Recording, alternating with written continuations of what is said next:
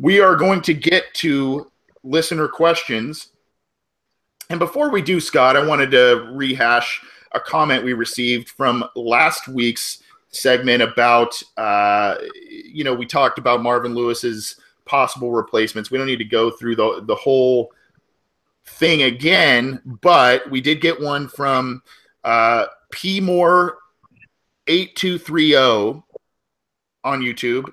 And he or she had written, I think there's little doubt it'll be an in-house promotion if Lewis leaves.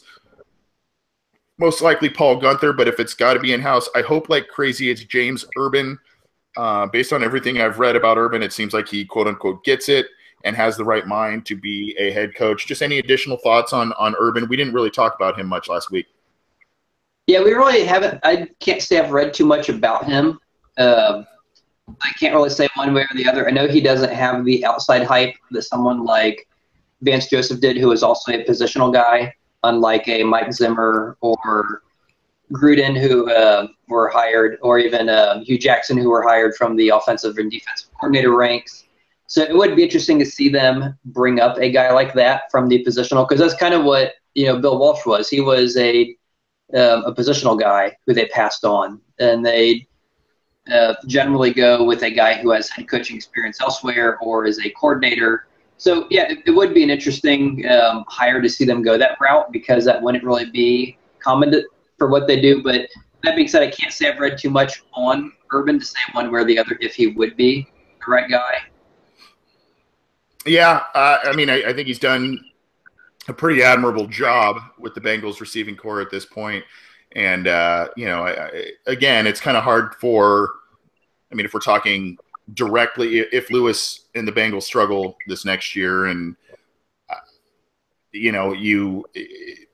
if they struggle and they're looking at in-house candidates, it's kind of hard, especially based on what we talked about with position coaches and all of that. Maybe it's a little difficult for a position coach just to jump into a head coaching role. It's happened before around the NFL.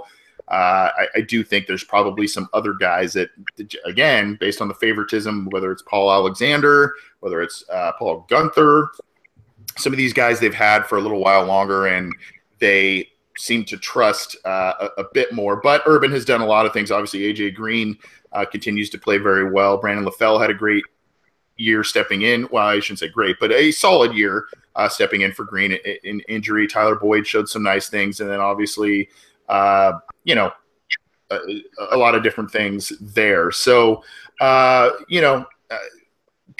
thought. I definitely see the value of Urban. I think a lot of people do, but we'll see if that's the route the Bengals take. Should Lewis be let go or not re-signed after this year? Good comment though from P. Moore there. We did get an email as well. And this one, it talks about the Bengals defense, Scott. And it says, I hear a lot about the Bengals defense, and most of it centers on the corners, the new defensive ends, Willis, Lawson, Gunther, and Billings return. I think we need to really be talking about Shawn Williams. In his first year as a full starter, we should have enough to look at to decide what we have there. What do we have with Williams? Do we have just a guy who is a hard hitter and can get to the play with authority? Or do we have a guy who could play in the Bengals defense where both safeties have to play center field? Can he cover deep when strong NFL quarterbacks, many of whom are in the AFC North, extend plays and chuck the ball downfield? So kind of some general thoughts on Shawn Williams from you. He's kind of been a little bit up and down. He was kind of a spot duty guy when Reggie Nelson was with the team, and has since he played pretty well towards the end of the year last year. But your overall thoughts is he did receive a contract extension last offseason. So is he a long-term answer opposite of George Aloka in your opinion? Yeah, I think looking at his first year or two when he was a backup, he kind of reminded me of a Taylor Mays or Jabril Peppers, just without the hype. One of these guys who's an inside-the-box safety, not a great coverage guy, but a guy who's best playing close to the line of scrimmage, playing in run support, who can, cover if you have to, but is more of a liability. So I wasn't too excited when they extended him, just based on what I'd seen. And then early in the year, as you mentioned, he really seemed to struggle last year, starting the year as far as coverage, as far as not being able to cover guys either by blown assignments or by technique or whatever it was. He just wasn't getting the job done as a defensive secondary player, doing more than just, stopping the run. That being said, I was pretty much ready to write him off because, okay, years of the backup, haven't seen much. Beginning the year as a starter, haven't seen much. But at the end of the year, he looked very, very different. He looked like a guy who was not a liability anymore. I'm like, wow, okay, this guy's making, some plays back there. And I'd say I was pleasantly impressed. I mean, I'm not saying he's a Hall of Famer. I'm not saying he's a Pro Bowler, but definitely looked by the end of the year. And it's amazing what a full year of playing time can do for some guys, and kind of turn him around, get him that experience, get him enough of what he needed to look like a good player. And one of the things I'm very hesitant, though, is because beginning last year, the one thing everyone was saying was that the Bengals had a very tough start to the season and a very weak end of the season as far as schedule strength. And so some of the players who look good at the end of the year, I'm very hesitant to say they turned the corner, only because we were playing some, on average, some worse teams to end the year. So it's really hard to say. I mean, he did look better. I'm not ready to say it's because all of a sudden it clicked and he is a great safety, but I don't want to say it's only because of the competition was worse. But that being said, he looks like a guy who is going to be a decent NFL starter, someone that you can put out there that you're not going to cringe when you see him on the field, who's not going to be someone who's a major liability in the defensive secondary, someone that you can put in, he's a decent, like a Ndukwe kind of a guy. Yeah, he's maybe a little better than him. Someone that, okay, he's a starter. He's a guy who can play run defense. He can cover, if you need to, but he's not going to be a great player. And when they drafted him, I don't think anyone thought, okay, this is going to be a great player, or, Eric Berry or Eric Thomas, or, one of those, Troy Polamalu. You're hoping you get a guy who can start. And I think he's, that's what he can be. Although the thing I will say I did like about when we had Reggie Nelson was, I think Reggie Nelson was a very good free safety, a much better coverage guy than we have now, which meant Iloka was able to do more of the run support. Well, now you have Williams. Between him and Iloka, I think Iloka's probably a better coverage guy, but I don't think he's as good of a coverage guy as you have had in Nelson. So I think we are, with the two of them, we have two guys who I think can do a decent job up close, but we don't have that true, Ed, granted, as I say, Ed Reed, but obviously no one has an Ed Reed except, but, someone like that. No one's going to look at these guys and say, wow, they have that great, rangy, deep, kind of like in the draft this year, they were talking about with Malik Hooker. He's, had that upside, people were comparing him to Ed Reed. That's the one thing you don't have with either of these two guys. At least it doesn't seem to. But that being said, they're not bad. I think they can get the job done, especially if the guys up front are as good as people are saying they are, so they don't have to be in coverage, for an eternity. And obviously, the best friend of a defensive back is a good pass rush. Yeah. And so if the pass rush does what it's supposed to, then it really won't matter as long as they're not horrible. They're going to be. I think they can be good enough. One thing I like about Shawn Williams that I've seen since he's been with the Bengals, you hit the nail on the head in terms of his knock was coming out of college, out of Georgia, was great hitter, great run stopper. He literally had to learn more of the pass coverage nuances under Mike Zimmer and Paul Gunther as his defensive coordinator in the NFL. He really didn't do much in pass coverage. He was more of an in-the-box safety that helped out against the run. And what I've seen is improvement. And I've seen improvement. Now, again, I don't know if we're talking about a Pro Bowler. I don't know if we're talking about a guy that will be better than George Iloka. I don't really know if I see that, but I see a guy who has improved in his time here. And I believe it was 2015 when he stepped in a couple times for Reggie Nelson, and he made a incredible interception against the Steelers to seal that tough win that year. Just a guy who has improved. I, like you, was wary of the contract they gave him. Granted, it is a bit team friendly, even though he can make a decent amount of money. I I see improvement, and I like that. And for those of you who like Pro Football Focus, and this article is on CincyJungle.com, Shawn Williams was noted by Pro Football Focus as their secret superstar. He played in almost 90% of the snaps last year, which was equivalent to 912, which is pretty crazy. But he's doing his thing against the run. We've seen him make some hard hits to cause some incompletions in the passing game. I like it. He's a little bit of an enforcer. I just see improvement. I don't see a superstar. I don't see a great safety on the horizon, but I see a guy who is steadily improving and doing things better. I didn't like what I saw from the pass defense as a whole at the beginning of the year, especially in that Denver Broncos game. That was atrocious, but he was a guy that,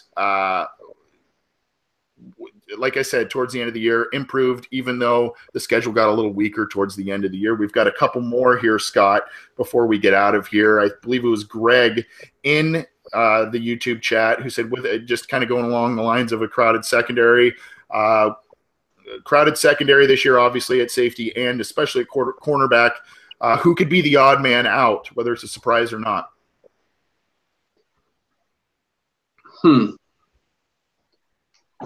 That is a good question. I mean, it's obviously not going to be Kirkpatrick. I mean, the easy answer would say, someone could say Adam Jones if we think they're ever going to cut the guy.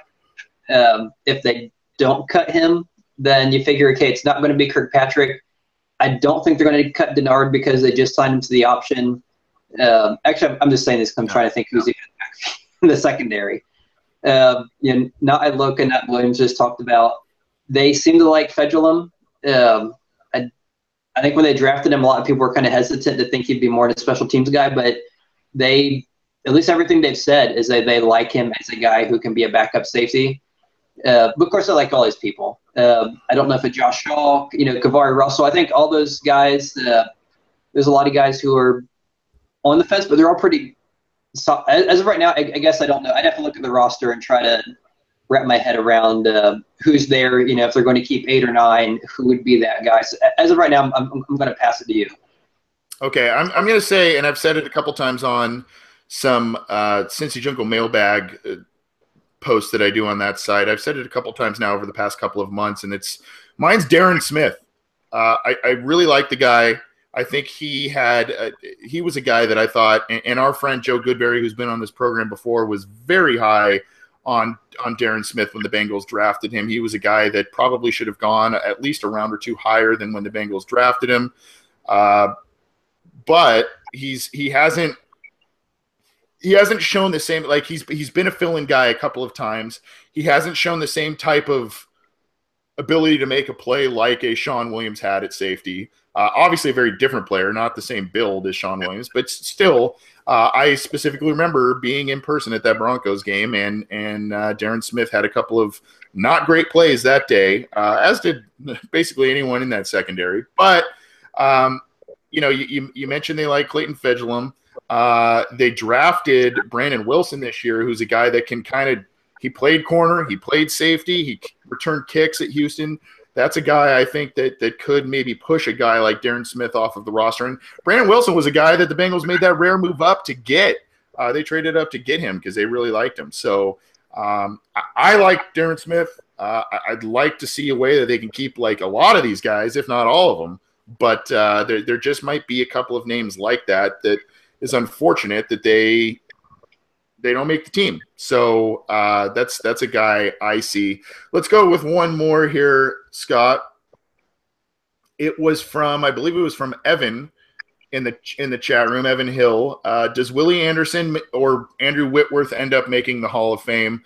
I'm going to say no. I think both are deserving in many respects. I think the lack of success of the Bengals in terms of championships and the fact that they are not a huge market team kind of limits their spotlight in terms of national media. And I think also what hurt Andrew Whitworth specifically was the fact that he played in a division with Joe Thomas, another excellent tackle, but a guy that was drafted high. Jonathan Ogden, I think, was at the tail end of his career when Whitworth was there, another guy that was drafted very high. So he just got overshadowed in the division, even though he played very well. I say no. Willie Anderson probably has a better shot than Whitworth does. I just think they're both in the eyes of voters and all of that. I think they're probably in that quote unquote hall of very good, maybe even like Ken Anderson. What do you think? Yeah, I just had to look up Anderson because I think he's been I know I'm not using the right term, a quarterfinalist. I know he hasn't made the final cut, the one right before they get in. We did a write-up on that a few months ago. I forget the exact terminology when they make like the finals and the semifinals. As far as the players who are being elected to the Hall of Fame, he's always been on that initial list and never gotten all the way down to where he's one of the final guys being voted on. So at least he's getting some recognition, but it doesn't seem to be getting any better. And obviously, the farther away you get from your career, the easier it is for people to forget about you, or people who remember you to retire, and new people. Someone like Connor, who was on our, once he's working in the sports media, he's a young kid. He was probably born after Willie Anderson retired. Yeah. And I'm just, nothing to get. I'm just saying it because the younger generation doesn't know the older players as well. So your chances obviously get less and less. That being said, I think he deserves it. He has 4 Pro Bowls, 3 first-team All-Pro selections, and it should be higher. The only reason he has that few is because that kind of coincides with when the Bengals got halfway decent. His first Pro Bowl was in 2003, which was, I think, Lewis's first year. And before that, the team was atrocious. But yet he was still, keeping the quarterback upright. He was, the lead blocker, helping Corey Dillon get those huge, career days and, tons of yards. You think, okay, on a team that horrible, how is Dillon getting all this yard? Great, Dillon was good, but it helped to have someone that good in front of him. I would love to see him get in. I think he deserves to be in. I don't know if there's an outside chance that some way they can get him in.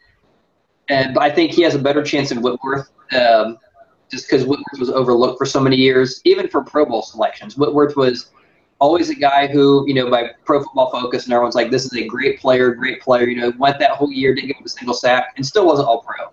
And, there was just nothing he could do to get the recognition he deserved. And Leon Hall was a guy who was like that before he had all his injuries, who was a very good corner that just never got his recognition. And because the team wasn't winning and it's a small market, I think at the end of the day, neither probably gets in. Willie has a better chance, is probably more deserving.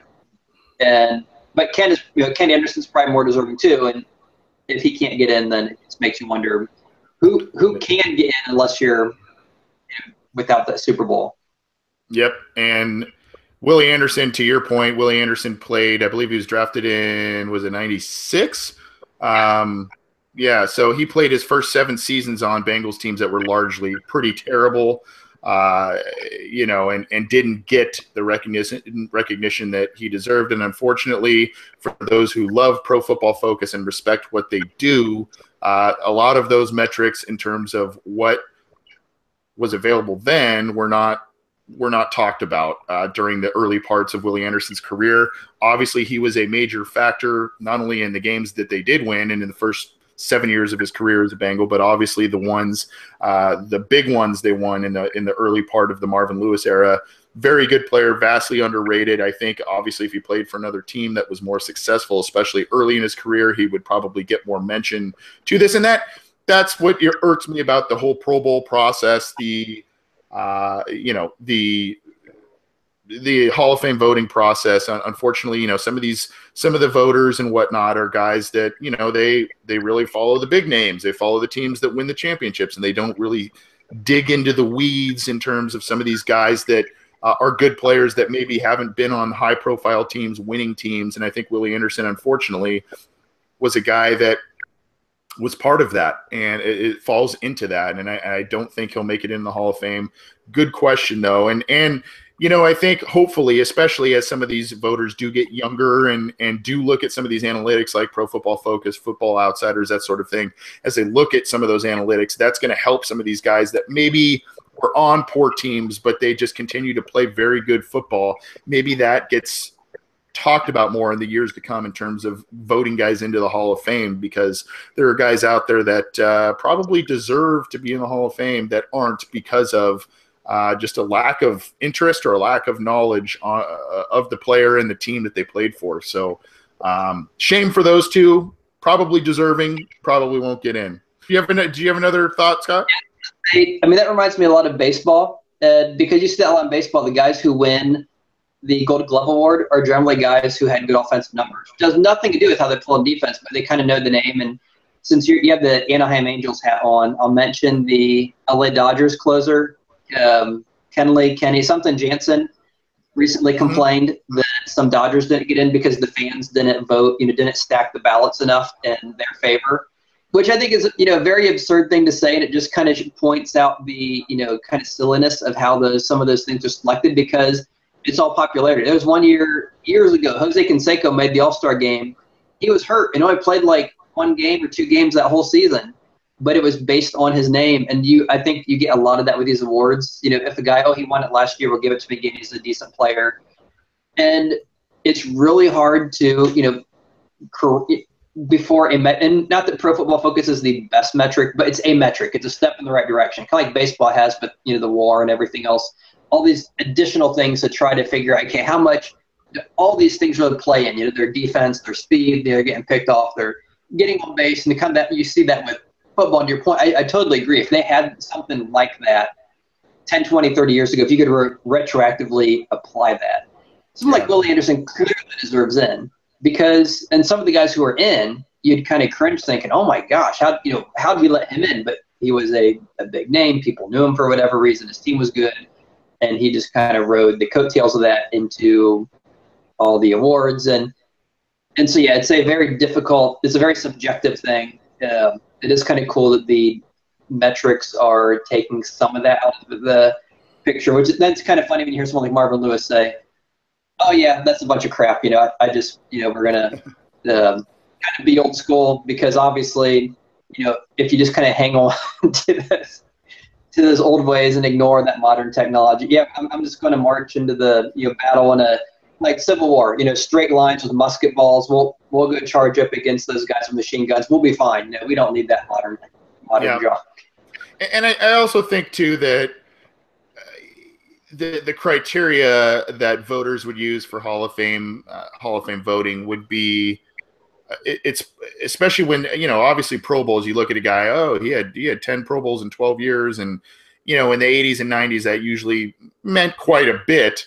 And those were a bit more deserving. Now you look at guys that make a Pro Bowl that maybe don't have a Pro Bowl to their name because they either back out or because they don't want to play in the game anymore and all of that. That's going to really muddy waters, I think, down the road for Hall of Fame voting. And it's going to be interesting to see, maybe a guy only has 3 Pro Bowls to his name in 10 years of playing, but he was a guy that should have made 7 or 8 Pro Bowls and he gets in, and vice versa.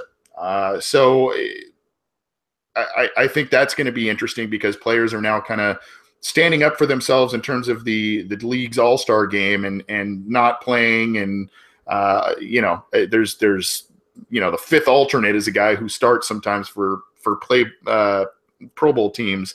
And that just, that's going to really make things interesting for voters as some of these guys retire. Yeah. And there's a reason they don't let fans, draft the NFL. And same reason, like, we'll let them vote for the All-Stars or whatever, and even like the sports writer fans vote for the Hall of Fame. So we're not going to let them. And it just reminds me, just really quick, it's kind of related. Shawn Williams, when they drafted him, the guy out of Georgia, the safety that everyone wanted on Cincy Jungle and kind of all their draft sites, the top Georgia safety was Bakari Rambo. Yep. And when the Bengals went the 3rd round with Shawn Williams, when Bakari Rambo was out there. Yep. Oh, I remember. Everyone's like, what is wrong with this team? Like, he's not a coverage guy. We need a guy who can cover. We need safety, defensive back. This team, like, they have no clue what they're doing. You go 4 years later, Shawn Williams is now a starter, had a solid, decent, Bakari Rambo is now on his 3rd team, kind of bounced around as a backup. So it looks like they made the right choice. And as much as, sometimes we look in hindsight and the fans were right, they're not always right, not often as right as they think they are. Yep. And it's also about, another conversation for another time, but it's also about, fans that watch college football, watch pro football, and they see a star player and a guy that, hey, you know, there is a missing need on this team for a guy like that, but maybe that person in general just does not fit the scheme that the team employs. And that's probably the case with the Williams-Rambo debate. I definitely remember Bakari Rambo and was a bit in that camp of why is he not the guy? But yeah. Mel Kiper has been mentioning it for months. I've never heard Mel Kiper say Shawn Williams. Obviously, the Bengals got it wrong. Yep, and that was that's a great example of a guy that, going back to our first listener question this week, a great example of where the Bengals got that probably right. Probably right there. Thanks for all the questions this week, folks. We got them from a number of different routes. Again, we got them. We got one via email. You can send those theobinsider@gmail.com. We got one as a comment/question on YouTube. We got them in the YouTube chat. So send those there. If you have not subscribed to the Orange and Black Insider, either the channel on SoundCloud, the iTunes subscription, or our YouTube channel, please do so, especially if you like what we're doing and want to talk Bengals, want to hear about Bengals. We love to interact with you. We appreciate all of the feedback, all of the questions that you would have given us.